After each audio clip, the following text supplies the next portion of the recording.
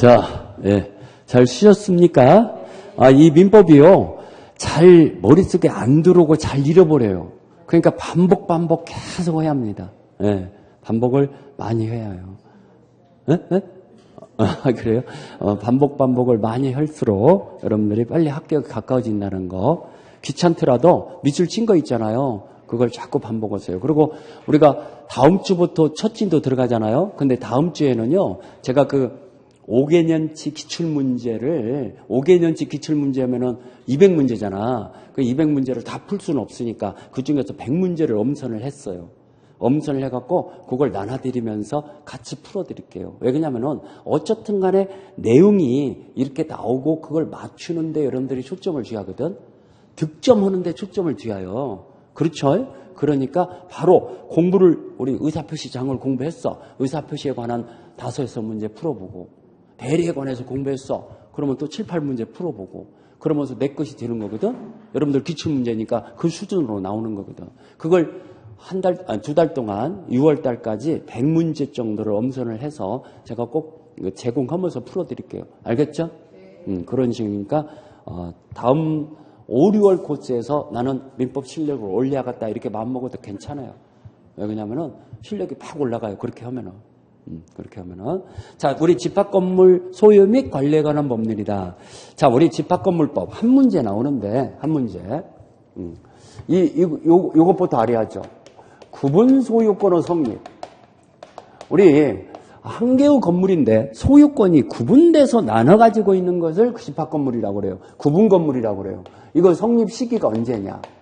자, 구조상 이용상 독립성과 그 다음에 구분 행위가 있으면 된다는 거. 구분 행위라는 것은 구분 소유 의사를 표시하는 거.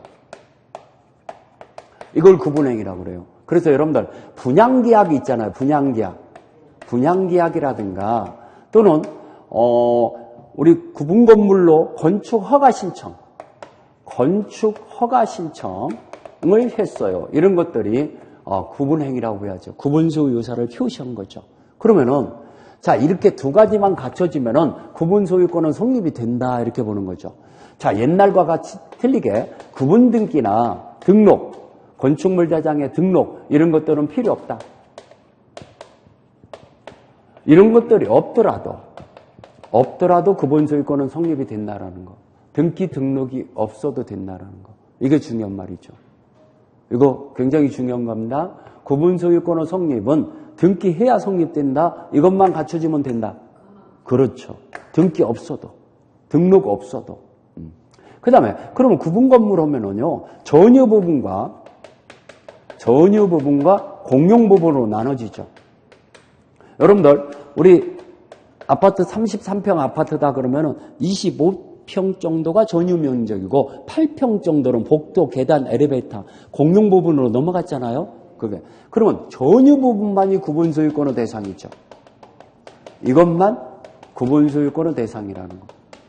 그러면 공용 부분은 구분 소유자들의 공유죠, 공유. 근데 이 지분은 전유 면적에 비례하죠. 전유 면적에 비례해서 지분을 갖는다는 거. 공용 부분, 지분은 전유 면적에 비례한다. 이 전유 부분과 공용 부분은 일체성을 이루고 있어요. 일체성을 이루기 때문에 분리 처분 못 하죠. 분할 청구도 못 하죠. 공용 부분은 물건의 득실 변경은 등기를 요하지 않아요. 일체성을 이루고 두 가지 다. 자, 우리 책을 정리해가면서 나갑시다. 615페이지. 자, 요건, 구분 건물이 되는 요건으로서 구조상, 이용상 독립성과 소유자의 구분 행위가 있어야 한다고 그랬죠? 그 밑에 판례가 바로 그거예요. 자, 그 밑에 판례 제목만 읽어볼까요? 구분 소유 성립을 인정하기 위해서는 반드시 집합건축물 대장의 등록이나 구분 건물로 표시되는 등기가 필요한지 여부다. 소극이란 얘기는 필요하다, 필요 없다. 필요 없다. 이게 중요해요. 이거 좀 잘 색칠해 놓으세요. 중요한 겁니다. 저 두 가지만 갖춰지면 된다는 거. 자, 뒷장에 넘어서 공용 부분이다. 616페이지. 공용 부분은 자, 우리 전유 부분을 제외한 나머지 건물 부분을 공용 부분이라고 그래요. 구주상 공용 부분, 법정 공용 부분이라고 그러죠. 이건 등기가 필요 없어요. 거기 동그라미 1번에 제일 끝에 등기는 필요하지 않다 써 있죠. 그 다음에 규약상 공용 부분은 관리사무소라든가 노인정이라든가 어린이 놀이터 뭐 이런 것들은 구주상 이용상 독립성이 있는데 이건 규약상 공용 부분이잖아요. 그런 것들은 등기를 해놔야죠. 규약상 공용 부분이라는 취지를 617페이지 제일 위에 세 번째 줄에 등기부에 공용 부분이라는 취지를 등기해야 한다. 거기다 biểu示하죠. 규약상 공용 부분은 등기 대상이지만 법정 공용 부분은 등기 대상이다 아니다? 아니다. 그것 좀 잘 기억하시고 그 다음에 우리 공용 부분은 자 우리 여기 귀속 2번의 첫 번째 줄 공용 부분은 원칙적으로 구분 소유자의 전원의 공유에 속한다라고 나오죠. 전원의 공유에 속하는데 다만 일부 공용 부분으로 제공한 것이 명백할 때는 두 번째 줄에 그들의 구분 소유자의 공유에 속한다. 일부분의 공용 부분일 때는 그들만의 공유에 속한다 이겁니다. 원칙은 전원의 공유라겠는데 그 다음에 공용 부분의 사용 이거 용도에 따라 사용한다. 이거 5번 나왔어요. 지분의 비율에 따라 사용한다 이러면 틀려요. 사용은 어떻게? 용도에 따라. 거기 동그라미 1번의 첫 번째 줄 용도에 따라 사용한다. 색칠해 놓았어요. 굉장히 잘 나와요 이거. 자, 그 다음에 우리 뒷장에 넘어가서요. 공유자의 지분권이다. 4번에 전유 면적에 비례해서 지분을 갖는다고 했어요. 자, 공용 부분의 지분은 어떻게? 전유 면적에 비례한다는 거예요. 그 다음에 여기 5번 전유 부분과 공용 부분은 일체성을 이루고 있다고 그랬죠. 그래서 분리 처분한다 못한다? 못한다. 그래서 처분하지 못하는데 여기 5번에 동그라미 1번의 제일 밑에 공용 부분에 관한 물권의 득실 변경은 등기가 필요하지 아니하다 써있죠? 거기다 비율차죠. 1번에 동그라미 1번에 제일 끝에 공용 부분의 물권의 득실 변경은 등기를 요하지 않는다. 자, 그 다음에 여기 동그라미 2번에 네 번째 줄 공용 부분에 대한 취득시효가 인정되지 않는다는 거. 그것도 여러분들 기출문제 나왔죠. 공용 부분은 취득시효 대상이다. 대상이 될 수 없다. 대상이 될 수 없다. 그런 거. 619페이지. 공용 부분의 관리다. 공용 부분은 보존행위, 기업권의 두 번째 줄. 보존행위는 각 구분 소유자가 각자 할 수 있죠. 각 공유자가 단독으로 할 수 있다는 거. 보존행위만큼은 단독으로 할 수 있다. 그 다음에 뒷장에 넘어가서요. 620페이지. 공용 부분의 변경이다. 변경. 이거 원칙은 구분 소유자 의결권의 4분의 3, 거기다 동그라미 쳐죠. 4분의 3의 다수 결의가 있어야죠. 원칙은 다수 결의가 있어야 한다. 그렇지만 예의해갖고요. 통상지표 결의로서 결정할 수 있는 게 두 가지예요. A, B. A번, 과다운 비용이 드는 것이 아닐 경우. B번, 휴양 콘도미니엄의 공용 부분의 변경. 이것은 과반수로 결정할 수 있죠. 밑에 니은번에 A, B 있잖아요. 니은번, 예의. 예의에 밑에 예의에 니은번에 예의에 A, B번. 예. 자, 과다운 비용이 드는 것이 아닐 경우 그 다음에 휴양 콘도미니엄의 공용 부분의 변경은 통상지표 결의가 과반수란 얘기예요. 원래는 4분의 3인데 원칙은 이건 과반수로서 할 수 있다는 얘기예요. 그렇죠? 그 다음에 디귿번은 시험 문제 안 나왔는데 혹시나 하니까요. 이거 보세요. 여러분들 이 5층짜리 상가 건물을 3계층을 더 증축하려고 그래요. 수직 증축. 8층으로 올리려고 그래요. 그러면 5층 구분 건물인데 소유자들은 동의가 있어야 하잖아요. 그러면 수직 증축할 때는 전원의 동의가 있어야 하냐? 아니면 4분의 3의 동의만 있으면 되냐? 전원의 동의. 그게 시험 문제 나올 것 같아요. 제일 밑에 줄에 수직 증축하는 리모델링 할 때는 제일 밑에 구분 소유자의 전원의 동의가 필요하다. 만약에 틀리게 나오려면 4분의 3의 동의만 있으면 된다 이렇게 나올 겁니다. 그러면 틀려. 전원의 동의. 이건 공용 부분의 변경에 해당되지 변경이 아니라고 봐야죠. 공유물의 변경이라고 봐야죠. 공유물의 변경은 전원의 동의잖아요. 그런 걸로 봐야죠. 자, 그 다음에 621페이지. 공용부문의 부담 수익이다. 관리비라든가 세금이라든가 이런 건 지분의 비율로 내야죠. 지분의 비율. 부담 수익은. 여기 판례 박스 있잖아요. 체납관리비 승계. 자, 이거 첫 문제 잘 나오니까요. 종전의 구분 소유자가 관리비가 체납이 됐어. 그러면 특별 승계인한테 승계돼야 한대요. 특별 승계인한테. 승계인에게 이 체납관리비는 승계되는데 이 승계되는 체납관리비는 공용부분의 관리비에 한한다는 거. 공용부분에 한하여. 그러면 전유 부분의 관리비는 승계된다는 얘기다, 안 된다는 얘기다? 안 된다. 그러면 여러분들 아파트 관리비가 30만 원이라 봅시다. 공동정지세, 공동수주세 한 15,000원 정도밖에 안 되죠. 15,000원도 못 될 것 같아. 한 10,000원밖에 안 돼. 그것만 승계한다는 얘기. 나머지 29만 원 이거 승계한다, 안 한다? 안 한다. 이해갑니까? 그것만 승계해요. 공용부분의 관리비에 하나에서 승계해요. 그 다음에 연체료는 승계되냐 그러면 연체료 안 된다라는 거예요. 연체료는 승계된다, 안 된다? 안 된다. 그 다음에 하나만 더 알아놓으세요. 그러면 이 특별 승계인한테 승계되는데 종전의 구분 소유자의 이 책임이 면책되냐, 책임 면제되냐, 책임 면제되지 않냐? 그렇죠. 책임 면제되지 않는다. 면제되지 않는다. 그 얘기는 종전의 구분 소유자가 의무가 면제되는 게 아닙니다. 종전의 구분 소유자도 그대로 책임이 있습니다. 면제되는 건 아니다. 이 세 가지 알아놓으세요. 체납관리비. 그래서 거기 체납관리비는 공용부분에 관한 것만 승계된다고 제목에 써있죠. 그 다음에 거기 우리 먹처리 되어 있는 판례에 연체료는 승계되지 않는다 써있죠.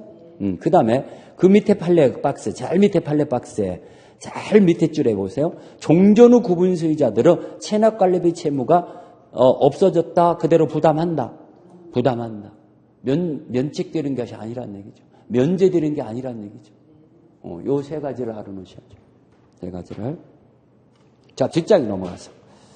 자, 우리 여러분들 전유 부분은 집 아니고 공용 부분은 집 바깥이라고 봐야죠. 그러면 집 안에서 새는 바가지는 밖에서도 새는 걸로 추정돼야 한대요. 되죠? 그게 바로 전유 부분에 흠이 있으면은 자, 두 번째 줄에 공용 부분에 존재하는 걸로 추정한다.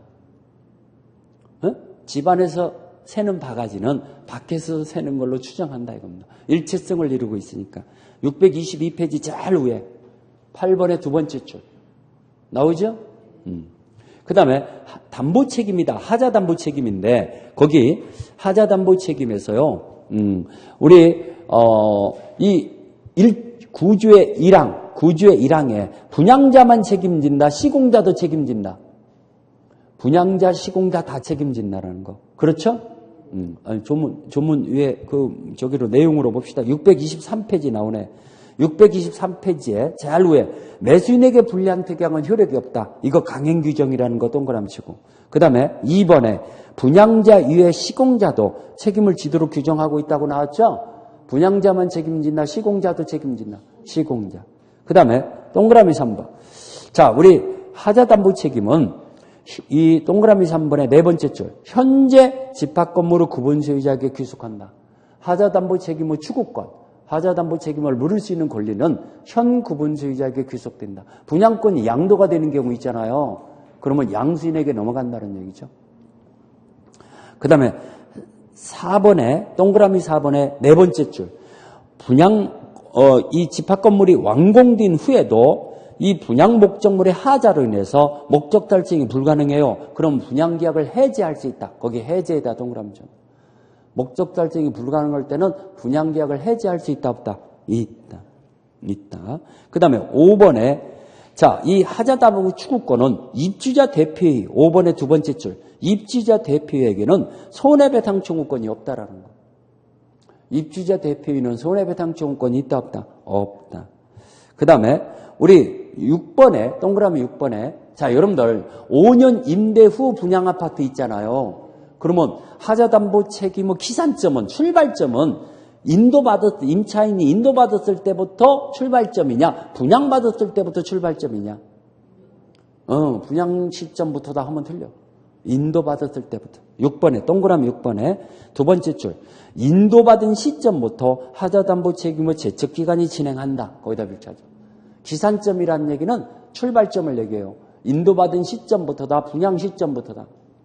인도받은 시점부터. 분양은 5년 후라니까. 5년 후부터 진행하는 게 아니야. 5년 전에 인도받았을 때부터, 그 아파트에 입주했을 때부터 진행한다는 얘기예요. 오케이? 분양 시점이 아니라는 거. 그거 얘기했고, 그 다음에, 대지 사용권이라는 게 있어요. 여러분들, 아파트를 소유하고 있는 사람은 그 몇 평, 10평에서 15평 정도 그 땅의 소유권이 있어요, 없어요? 그걸 대지 사용권이라고 그래요. 대지 사용권. 그러면 전유 부분에 아파트의 저당을 설정했잖아. 그러면 그 저당권의 효력은 대지 사용권에도 미쳐요. 아파트가 경매가 됐어. 경락인은 대지 사용권도 취득하죠. 일체성을 이루고 있으니까. 이해갑니까? 뭔 말인가? 그걸 대지 사용권이라고 그래요. 그래서 뒷장에 넘어가서요. 대지 사용권. 전유 부분의 일체성을 이루고 있다. 624페이지 2번, 양가로 2번. 전유 부분과 대지 사용권은 운명을 갖춰죠. 분리 처분하지 못하죠. 분리 처분하지 못한다는 거. 그래서 구체적인 규정이다 해갖고 동그라미 2번의 기억번. 구분 소유자는 대지 사용권을 그가 가지는 전유 부분의 처분에 따른다. 니은번. 분리하여 대지 사용권을 처분할 수는 없다. 니은번의 네 번째 줄. 분리처분 금지는 등기하지 않으면 선으로 물권을 취득한 제3자에게 대항하지 못한다. 거기까지 빛을 취하죠. 등기해야만이 대항할 수 있다는 거. 그거 얘기했고 625페이지. 니을번에 이 대지권은 분할 청구한다, 분할 청구하지 못한다. 분할 청구 못하죠. 분할 청구하지 못하죠. 그 다음에, 그러면 등기는 어디다 하냐? 이 대지 사용권이 등기가 되면 대지권이 되는 건데, 건물의 등기부, 표제부, 표실안에 등기한다는 거. 거기 3번에, 동그라미 3번에 첫 번째 줄. 건물의 등기부, 표실안에 등기하는 거죠. 대지 사용권의 취지를 등기한다는 거. 자, 그런 거 얘기했고. 관리단 및 관리인이다. 관리단은 여러분들 조직의 쓴맛을 보야 관리단이 설립돼요. 당연 설립돼요. 당연 설립. 조직행위로서 설립된다 이러면 틀려. 그렇죠? 626페이지. 관리단은 당연 설립. 조직행위를 거치지 않고 이렇게 당연 설립된다는 거. 구성원 전원이 단원이 되는 거죠. 627페이지. 관리단의 구성원이다 해서 전원이 구분 소유자만이 단원입니다. 세입자, 임차인이나 전세권자는 단원이 아니라는 거. 단원이 아닙니다. 그러면 여기에 네 번째 줄에 분양대금이 완납됐지만 아직 분양등기를 안 받았어. 그래도 단원이 된다는 거. 그래서 의결권을 가진다라고 판결 내렸죠. 그렇죠? 분양대금이 완납됐으니까. 그거 얘기했고. 관리인은 여러분들 관리단의 대표권자죠. 아파트 관리소장을 얘기하면 생각하면 돼요. 그럼 아파트 관리소장은 그 아파트 주민이 합니까? 아니어도 되죠. 임차인일 수도 있고 아니면 딴 데 사는 사람일 수도 있고 상관없다는 얘기. 구분소유자가 아니어도 된다는 얘기. 관리인은. 알겠습니까? 구분소유자가 아니어도 돼요. 그래서 628페이지 제일 위에 동그라미 1번 구분소유자가 10인 이상일 때는 1번에 구분소유자가 10인 이상일 때는 반드시 관리인을 둬야죠. 반드시 10인 이상일 때. 그 다음에 관리인의 권한과 의무다 해갖고 대표권자가 되는데 대표권자. 629페이지 관리위원이다. 관리위원회는 관리인의 업무 감독을 하는 감리 감독을 하는 것이 관리위원회예요. 이것은 구분소유자 중에서 선출한다는 거. 거기 제일 밑에 동그라미 2번. 구분소유자 중에서 관리단 결의에 의해서 선출한다 써있죠? 구분소유자 중에 선출해요. 관리위원은 임차인은 관리위원이 될 수 없어요. 구분소유자만 관리위원이 되죠. 규약 및 집회다 해갖고요. 631페이지. 규약의 설정 변경 폐지. 이거 4분의 3. 거기다 동그라미 쳐줘. 얼마의 찬성? 4분의 3. 자, 그런 거 얘기했고 집회 해갖고 632페이지. 집회유 종료에서 정기관리단 집회라고 나오죠? 매년 회계연도 종료 후 3개월 이내, 거기 동그라미 치세요. 회계연도 종료 3개월 이내면은 3월 말 이내에 정기관리단 집회를 소집해야 해요. 3월 말 이내. 632페이지 제일 위에 2번에 동그라미 1번. 자, 그 다음에 집회 소집 통지다 해갖고 우리 3번에 2번을 보면은 전유 부분이 공유일 때, 여러 명이 공유일 때 의결권을 행사하는 자에게만 통지하면 되고 의결권을 행사하는 자가 없어요. 그러면 공유자 중에 한 사람한테만 통지하면 되죠. 소집 통지를 하면 되죠. 4번에 소집 절차를 생략할 수 있는데 전원의 동의가 있으면 생략할 수 있죠. 전원의 동의 생략할 수 있죠. 자, 우리 그런 거 얘기했고 의결 방법이다 해갖고요. 633페이지 통상 의결 정족수는 과반수로 의결하는 거죠. 통상 의결 정족수. 그런데 니은번 특별 의결 정족수 4분의 3을 요하는 것이 5가지예요. 5분의 4를 요하는 것이 2가지 있죠. 그렇죠? 그 다음에 여기 3번도 5분의 4를 요하는 건데 서면이나 전자적 방법에 의한 결의 이것도 5분의 4죠. 서면이나 전자적 방법에 의한 결의가 얼마의 찬성이 있어야 한다? 5분의 4의 결의가 있어야죠. 5분의 4의 결의가 있어야 한다는 거. 자, 뒷장이 넘어가서 여기 4번에 결의 취소소라고 나오죠. 자, 이거 한 번도 시험 문제 안 나왔는데 나올 가능성이 있어요. 왜? 최근에 신설 들어간 거니까. 요게 그전에 없었어요. 최근에 신설 들어갔는데 자, 우리 소집 절차가 방법이 법령이나 규약에 위반되는 절차 방법으로 결의가 됐어요. 또 아니면은 결의 내용이 법령이나 규약에 위반되는 거예요. 그러면은 그 결의 사실을 안날부터 6개월 거기다 동그라미 주세요. 안날부터 6개월, 결의 한 날부터 1년 이내에 결의 취소소를 제기할 수 있어요.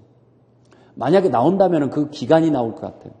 안날부터 6개월, 결의 한 날부터 1년 이내에 결의 취소소를 제기할 수 있다. 방법이 법령이나 규약에 위반됐다든가 절차가 그 다음에 내용이 위반됐을 때는 그 결의 취소소를 제기할 수 있다는. 자, 우리 635페이지 의무 위반자의 조치다. 공동이익에 반하는 이런 행위를 할 때는 그 행위의 금지 청구, 예방 청구할 수 있죠. 그러면 여기 2번에 1번에 공동이익에 어긋나는 행위의 정지 청구는 동그라미 1번의 두 번째 줄 관리인 동그라미 치세요. 관리인 그 다음에 지정된 구분 소유자 동그라미 치세요. 동그라미 1번의 두 번째 줄 찾았어요? 관리인이나 지정된 구분 소유자가 이렇게 행위의 적당한 조치를 취할 수 있는데 동그라미 2번을 보면은 만약에 이런 행위의 정지 청구 소송을 제기하려고 그래요. 그러면 과반수 결의가 있어야죠. 소송을 제기하려면 얼마가 있어야 한다? 과반수 결의. 전유 부분의 사용 금지 청구하려고 그래요. 이건 반드시 소로서 행사해야죠. 여기 1번의 네 번째 줄 소로서 행사하는데 2번에 4분의 3의 결의가 있어야죠. 얼마의 찬성이 있어야 한다? 4분의 3. 소송을 제기하는데 4분의 3의 결의가 있어야죠.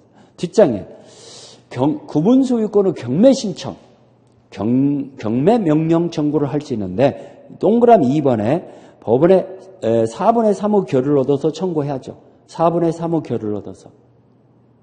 그 다음에 이 동그라미 3번의 두 번째 줄. 경매를 명하는 판결을 받았어요. 판결이 6개월 이내에 경매를 신청해야죠. 6개월. 그 다음에 점유자, 의무 위반자의 점유자라는 건 임차인이나 전세권자. 임차인이나 전세권자는 그 2번에 계약을 해지하고 인도 청구, 반환 청구할 수 있죠. 이것도 4분의 3이죠. 4분의 3의 찬성이 있어야죠. 2번에 해제와 인도 청구할 수 있는데 4분의 3의 결의가 있어야 한다. 재건축 및 복구다. 재건축 결의 638페이지로 넘어가서 재건축 결의는 638페이지 5분의 4의 결의가 있어야죠. 재건축 결의는 5분의 4의 결의가 있어야 한다는 거. 그러면 여기에 다섯 번째 줄 보면 주거용 건물을 철거하고 상업용 건물로 재건축 결의도 할 수 있냐? 할 수 있다라는 거. 거기 다섯 번째 줄에 써 있죠? 주거용 건물을 철거하고 상업용 건물로 신축하는 것도 가능하다는 거. 그 다음에 거기 판례 박스 첫 번째에 재건축 비용 분담을 정하지 않았어요. 그러면 그 결혼은 무효죠. 재건축 비용 분담을 정하지 않을 때는 무효고, 두 번째 판례를 보면은 여러 동을 일괄 재건축하려고 하는 경우 있죠. 그럴 때는 각 건물마다 결의가 필요하다는 거. 여러 동을 일괄 재건축할 때는 각 건물마다 결의가 필요해요. 오케이? 그거. 639페이지. 재건축의 참가 여부 회답이다. 여기 1번의 세 번째 줄 보면은 재건축의 참가 여부를 서면으로 최고해야죠. 서면으로 촉구해야 한다. 최고해야 하는데, 거기 동그라미 2번에 최고를 받은 날부터 2개월 이내에 회답하지 않아요. 그러면 재건축에 참가하지 아니하겠다는 걸로 회답한 것으로 본다. 2개월 이내에 회답하지 않으면은 재건축에 참가하지 아니한 것으로 회답한 것으로 본다 그러죠. 자, 매도 청구다. 매도 청구. 그러면 이 2개월이라는 최고 기간이 지나고 2개월 이내에 그 불참가자의 구분 소유권이나 대지 사용권으로 매도 청구권이 생겨요. 그게 바로 여기 동그라미 2번의 매도 청구권 세 번째 줄에 그 매도 청구권은 이 행사 기간이 2개월이에요. 최고 기간 2개월 지나고 2개월. 행사 기간 내에 행사하지 않으면 효력이 상실한다 써 있죠? 2개월 내에 행사해야 한다는. 자, 뒷장에 넘어가서 공용 부분이 멸실됐을 때 그 복구를 어떻게 하는 거냐. 그 건물 가격의 2분의 1 이하에다 동그라미 치세요. 이하일 때는 거기 각 구분 소유자가 멸실된 공용 부분을 자기의 전유 부분을 복구할 수 있다. 각 구분 소유자 동그라미 치세요. 2분의 2 할 때는 각자 복구할 수 있어요. 그지만 3번에 2분의 1을 초과해요. 두 번째 줄에 5분의 4의 결의를 얻어서 복구할 수 있다. 자, 이거 각자 복구한다. 5분의 4의 결의가 있어야 한다. 그렇죠. 2분의 1 이하냐 초과냐 이걸로 결정한다. 자, 그러다 보니까 우리 집합건물법을 다 공부했어요. 자, 가등기 담보에 관한 법률을 또 정리해 봅시다. 가등기 담보법은요, 적용 범위가 중요해요. 이것이 시험 문제죠. 이 가등기 담보법은 둘 중에 하나가 나와요. 둘 중에 하나가 뭐냐? 적용 범위와 그 다음에 청산 절차. 이것만 정리하면 돼요. 청산 절차. 가등기 담보가 뭐냐? 이 두 가지가 핵심인데 뭐냐를 지금 이 법이 뭘 얘기하는 건가를 설명해 봅시다. 자, 갑이라는 사람이 토지를 소유하고 있는데 을한테 1억 원을 차용합니다. 근데 을이 뭐라고 하냐면은 네가 못 갚으면은 이 토지로 내가 반환받기로 한다. 대물로 변제받기로 했어. 대물 변제의 이야기라고 그래요. 이 을이 이 토지가 욕심나. 팔으라고도 안 팔았어. 그러니까 네가 못 갚으면은 내가 이 토지로 반환받기로 하자. 우리 옛날에 땅문서 잡히고 돈 빌린다 이런 얘기 많이 들었죠. 바로 이거예요. 자, 그 다음에 이걸 을이 사간다고 했는데 갑이 안 팔았거든. 안 팔았는데 네가 돈 못 갚으면은 내가 이거 사가기로 하자. 그럴 수 있어요, 없어요? 그런 약정을 하는 경우 있죠. 그러면 이 이자는 채권자인데 이 채권을 담보하기 위해서 이 이야기니까 가등기를 해내야죠. 그러면 이 가등기는 예비등기의 가등기하고는 틀려. 순위보존의 가등기가 아니라 채권을 담보할 목적으로 하는 가등기예요. 이걸 가등기 담보. 그러면 등기부상에 가등기라고만 돼 있지 담보 취지라는 게 기재가 안 돼. 채권액도 기재가 안 돼. 그래서 청구권 보존의 가등기와 예비등기의 가등기와 담보 목적 가등기는 등기부상으로는 구별이 안 돼. 그냥 가등기만 돼 있어. 오케이? 자, 그런데 자 보세요. 이제 이렇게 약정을 해놨는데 왜 이 법을 만들었냐면은 예전에는 이 법이 만들어지기 전에는 이 토지 가격이 사실은 2억 원짜리야. 근데 1억 원을 못 갚으니까 그냥 가져버리네. 그런 약정을 해버려. 채권자가 너가 못 갚으면은 이거 그냥 갖는다. 이렇게 약정을 해. 그러면 이 채무자는 이거 2억 원짜리를 1억 원에 그냥 뺏긴 거잖아. 그러다 보니까 안 되겠다. 폭리를 취득하는 경우가 많아. 땅문서 잡히고 돈 빌려갖고 그냥 가져버려. 그런 경우가 많기 때문에 이 법을 1984년도에 만들었죠. 그래서 만약에 이렇게 약정으로 가질 때도 이 금액이 초과되잖아. 이 토지 가격이. 그러면 반드시 초과되는 금액을 돌려줘야 해요. 그걸 청산 절차라고 그래요. 청산금을 반드시 돌려줘야 해요. 알겠죠? 그렇도록 이 법을 규정을 해놓은 거죠. 자, 그러면 변제기가 지났는데 변제기 후에 못 갚어. 그러면 실행이 들어가죠. 그 실행은 약정대로 실행하는 게 원칙이죠. 이게 약정이니까 이대로 실행하는 거야. 이걸 권리취득의 실행이다. 자기가 이 토지를 취득해버리는 거. 권리취득의 방법이다. 이걸 귀속청산형이라고 그래요. 귀속. 이 토지의 소유권은 지가 귀속받아. 소유권을 취득해. 그냥 갖는다. 청산 절차를 거치한다. 청산 절차. 나머지 잉여금을 둬요. 그러면 청산하지 않기로는 무청산 특약을 맺는 경우도 있겠죠. 그러면 이 특약은 무효입니다. 채무자를 보호하기 위해서. 채무자는 특약을 안 내주면 돈 못 빌리는 경우 있잖아. 그러면 채권자가 원하는 대로 특약을 해줄 수밖에 없는 경우 있잖아. 그래서 특약을 했더라도 무효입니다. 오케이? 그렇다는 거. 그 다음에 이자가 이제 이게 변심이 됐어. 이 토지를 갖기 싫어. 그 대신 채권만 변제받고 싶어. 근데 값이 안 갚으니까 경매를 붙여버릴 수 있어요. 가등기인 채로 경매 신청권이 인정돼요. 그러면 경매가 신청이 되면은 저당권과 동일해요. 저당권과 똑같아요. 경매가 신청되면 저당권은 경매 절차를 그대로 밟아요. 그래서 가등기인 채로 우선 변제권이 인정되죠. 가등기 순위에 맞춰서. 오케이? 채권의 우선 변제권, 경락대금의 우선 변제권이 인정된다. 이게 가등기 담보예요. 가등기 담보인데 그러면 자, 갑이 돈을 갚는다고 그래요. 그러면 채무 변제잖아요.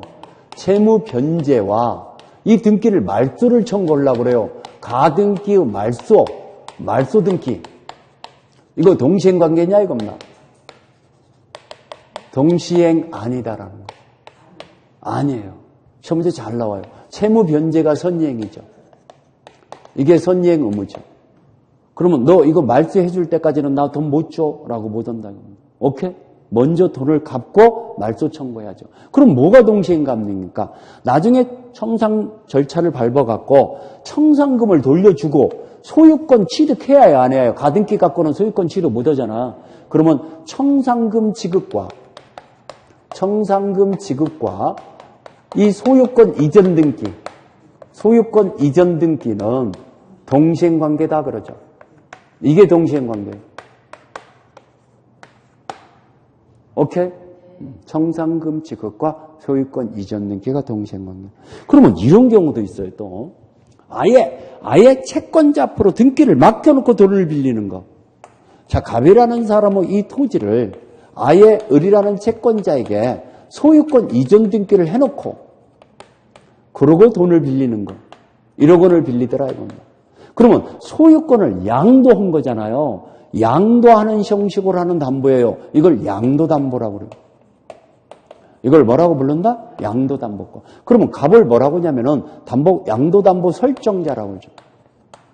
양도담보권 설정자. 그럼 여기서 보세요. 등기는 담보권자인 채권자 명의로 등기가 돼 있지만은 실제로 소유권은 갑에게 있죠. 이 토지의 사용 수익권도 갑에게 있죠. 갑에게 있습니다. 자, 그러면 언제 이 채권자에게 귀속되는 거냐? 청산 절차가 종료됐을 때. 청산 절차의 종료 후에 귀속되죠. 이것도 실행 방법이 귀속정산형 이거죠. 그래서 청산해서 나머지 잉여금을 돌려주면서 이미 소유권 등기가 됐으니까 여기는 청산금만 지급하면 바로 소유권 취득해요. 저기같이 소유권 등기할 필요 없죠. 그러면 소유권 등기가 됐는데 이게 담보 취지가 기재가 안 돼. 그러니까 제3자는 모르고 살 수 있죠. 그래서 이자가 팔아먹었는데 아직 지 것이 아닌데도 팔아먹었어. 청산금 지급되기 전까지는 지 것 아니라고 그랬잖아. 근데 팔아먹었어. 근데 병은 그걸 모르고 샀네. 그러면 병은 취득하죠. 선의 제3자한테는 이거 대항하지 못해요. 선후제삼자는 유의역이 취득해요. 그럼 갑은 을한테 손해배상을 청구해야죠. 이 토지 가격에서 1억 원을 뺀 나머지 금액이 손해배상금이다라고 판결 내리죠. 이렇게 넘어갔을 때는. 오케이? 그렇다. 선의일 때만 취득한다는 거. 선의일 때. 이게 바로 이 법이 적용되는. 그러면 이 적용 범위가 중요하다고 그랬잖아요. 적용 범위는 자, 우리 가등기, 가등록이 가능한 물건 또는 권리가 여기가 적용되죠. 권리에 적용된다. 적용되는데 이 권리 중에서 세 가지가 빼버렸어요. 세 가지가 뺀 것이 뭐냐? 저당권, 전세권, 질권. 이것은 제외시켰다라는 거. 그러면 이걸 목적으로 가등기 담보는 설정 못하죠. 세 가지. 그 다음에 두 번째. 가등기, 소유권 등기가 반드시 돼야죠. 등기를 필요하다는 거 반드시 해내야죠. 이것이 안 돼 있을 때는 이 법이 적용 안 돼요. 저거 등기가 돼 있어야죠. 그 다음에 세 번째. 자, 이 법이 적용되려면은 예약 당시에 이 담보 목적물의 가액이 채권을 초과해야죠. 자, 목적물의 가격이, 이 토지 가격이 1억 원을 초과해야지. 이게 1억 원 미만일 때는 적용 안 돼요. 이 법이 적용 안 돼요. 그 다음에 네 번째. 이 뭡니까? 우리, 소비대차 계약상으로 발생한 채권. 계약상의 채권의 하나죠. 그래서 매매대금 채권, 공사대금 채권, 물품대금 채권 이 법이 적용 안 되죠. 뭐에 의해서 발생한 채권이 었나? 소비대차 계약상으로 발생한 채권. 그 다음에 다섯 번째, 우리 대물변제 예약이나 대물변제의 예약, 매매의 예약 이걸 해야요 안 해야요? 이런 약정 이것이 예약이 필요하죠. 이런 약정이 필요하죠. 그렇죠? 적용 범위. 자, 우리 책을 볼까요? 여기 643페이지. 2번에 자금을 소비대차에 의해서 얻을 것. 소비대차에다 동그라미 주세요. 거기 양가로 2번. 소비대차 계약상으로 발생한 채권에 하나는 겁니다. 오케이? 소비대차가 아니고는 이 법이 적용이 안 돼요. 그 다음에 뒷장이 넘어가서 재정 목적하고 그 다음에 적용 범위 나오네. 여기 나오네. 이 적용 범위에 별표해야겠죠. 644페이지 적용 범위. 자, 여기 잘 밑에 나오네. 잘 밑에서 세 번째 줄 따라서 2번에 따라서 소비대차가 아닌 매매대금 채권, 공사대금 채권 이런 가등기나 소유권 등기가 된 경우에는 적용되지 아니한다 써있죠. 이거 6번 나왔어요. 소비대차 계약상으로 발생한 채권에 한한다는 거. 645페이지. 여기에 양가로 3번 645페이지 판례 박스 밑에 예약 당시 거기다 동그라미 주세요. 예약 당시의 가액이 목적물의 가격이 채권 플러스 이자를 합산한 액수를 미치지 못하는 경우는 이 법이 적용이 안 된다는 거. 초과되는 경우만 이 법이 적용되죠. 채권액이 초과되는 경우만 이 법이 적용되죠. 미달되고 있을 때는 이 법이 적용된다 안 된다? 안 된다. 그럼 미달되고 있을 때는 청산 절차가 필요 없죠. 청산 절차가 요구되지 않는다. 그렇죠? 미달되고 있을 때는. 그 다음에 4번을 보면은 등기 등록되지 않는 것은 이 법이 적용된다 적용되지 않는다. 가등기 가등록 가능한 물건이나 권리가 이 법이 적용된다 그랬죠? 뒷장이 넘어가서 5번에 네 번째 줄 전세권, 저당권, 질권을 목적으로 하는 경우는 적용되지 않는다. 저기 전세권, 저당권, 질권은 빼버렸다고 그랬죠? 자, 그 다음에 3번에 가등기 담보 법적 성질이다. 가등기인 채로 경매 신청권이 있잖아요. 경매 청구권과 우선 변제권이 있죠. 그래서 가등기 담보권자가 경매를 신청했어요. 그러면은 저당권과 동일하다고 그랬죠. 저당권과 동일하다. 여기 1번에 동그라미 1번에 경매를 청구권, 우선 변제권이 인정되는데 경매 절차에서는 가등기 담보권을 저당권으로 본다 써 있죠. 저당권으로 본다. 자, 그다음에 제일 밑에 3번을 부종성, 수반성, 불가분성, 물상대의성이 인정된다는 거. 가등기 담보권에도 이 물상대의성이 특히 잘 나와요. 물상대의성이다 동그라미 주세요. 가등기 담보권, 양도담보권 다 물상. 화재 보험금이 나와요. 화재 보험금에 압류하면은 거기에 우선 변제권이 있어요, 없어요? 있어요. 그걸 물상대의성이라고. 화재 보험금으로 나올 겁니다, 아마. 제일 밑에 줄에 물상대의성. 647페이지. 가등기 담보 설정 기약이다. 여기 동그라미 1번의 계약 당사자는 자, 채권자와 또는 담보권자는 채권자고 설정자는 채무자 또는 물상보증인. 그렇죠? 채권자 또는 물상보증이라는 거. 그 다음에 여기 디귿 2번의 피담보 채권의 범위에서요. 디귿번을 보면은 가등기 담보 채권자가 그 권리를 보존하기 위해서 이 변제를 해버렸어요. 대의 변제했어요. 그러면 구상금 채권이라는 말도 나오죠? 거기다 동그라미 주세요. 구상금 채권도 피담보 채권에 포함된다는 거. 대신해서 변제해줘 버렸어요. 선순위 가등기 담보나 선순위 저당권을 자기가 갚아버리는 경우 있죠? 그러면 구상권 채권이 생기는데 그것도 피담보 채권의 범위에 들어간다는 거. 그거 얘기했고, 그 다음에 가등기를 갖춰야 하는데 648페이지. 648페이지에 목적물의 사용수익권은 누구에게 있다고 했어요? 여기 목적물의 사용수익권. 담보권 설정자에게 있어요? 담보권자에게 있어요? 담보권 설정자. 거기 3번에 일반적으로 담보물에 대한 사용수익권은 설정자인 소유자에게 있다 써있죠? 사용수익권이 설정자에게 있다는 거. 그러면 언제 담보권자에게 귀속된다고 그랬어요? 언제? 청산 절차가 종료된 후에 귀속된다. 그 전까지는 담보권 설정자에게 사용수익권이 있다는 거. 그 다음에 가등기 담보권은 실행이다. 이제 청산 절차가 들어가죠. 우리 649페이지.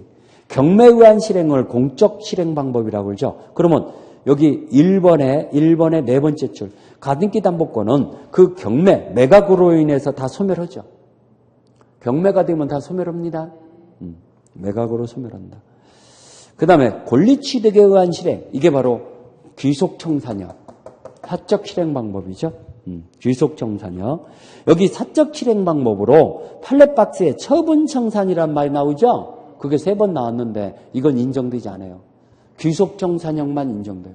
처분청산형은 사적 실행 방법으로 인정한다, 부정한다? 부정한다. 그 처분청산형이 뭐냐? 청산기간이나 동시행관계를 인정하지 아니하기로 하는 이런 약정의 처분청산형은 허용된다, 허용되지 않는다? 허용되지 않는다.